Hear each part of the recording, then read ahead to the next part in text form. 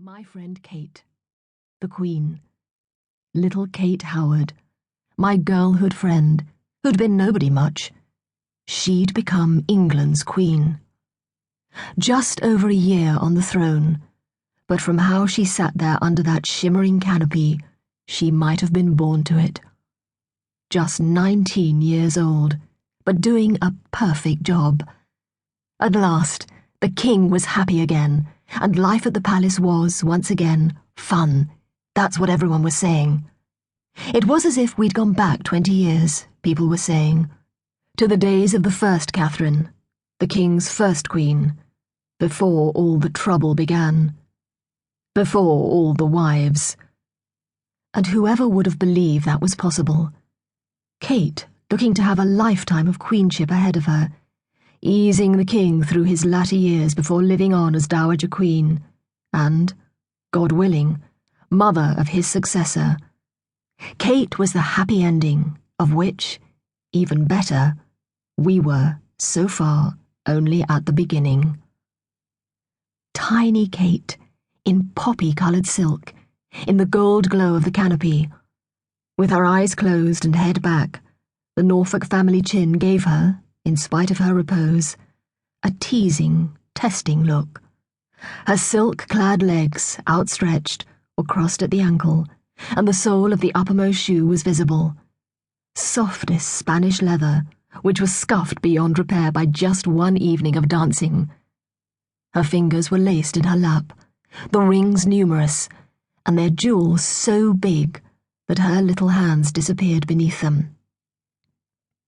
I was resting back on Francis. He was turning a skein of my hair in his fingers, his breath warm on the top of my head.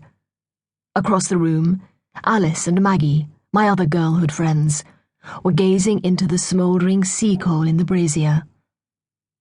All of us were lost to the exquisite playing of one of Kate's favoured musicians, a doe-eyed boy of 16 or 17, his head low over his lute. It felt to me like the beginning, that night, finally the real beginning of our future. I'd never had any reason to doubt it, but, if truth be told, I'd always been sceptical of our sudden, unexpected success. That was the evening, though, when I finally let myself believe it, when I allowed it to work its magic on me. What I was thinking as I looked around that room was, this is who we are, the perfect queen and her faithful retinue. Now, I wish I could go back, patter over the lavish carpets to tap us on the shoulders, whisper in our ears, and get us out of there alive.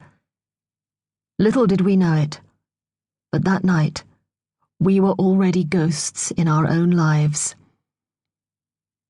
Just after the strike of 11, Thomas Culpepper swaggered through the door, cloaked in raw night air, but otherwise as polished as ever.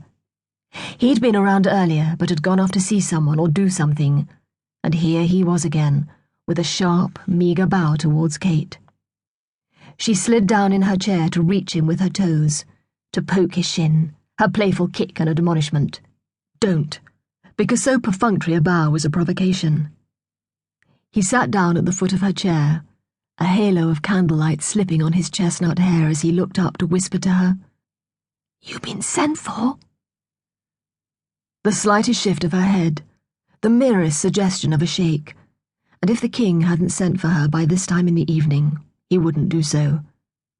Strange, perhaps, that the king didn't want her on this night of all nights, when he'd spend the evening at a special service of his own devising, to give thanks to God for his wonderful wife, for his late flowering happiness. After 4 months on the road, showing her off around the country, he'd chosen for his homecoming this celebratory mass from which modesty had demanded that she stay away. Yet he hadn't sent for her afterwards. Perhaps he wanted to think of her for that one night as God-given, as something like a miracle, which would have been tested by a tussle in the bed. And a tussle was surely what it would have been. Extraordinary though he was, whenever Kate was summoned to his bed, I could only think of him as huge and old. To me,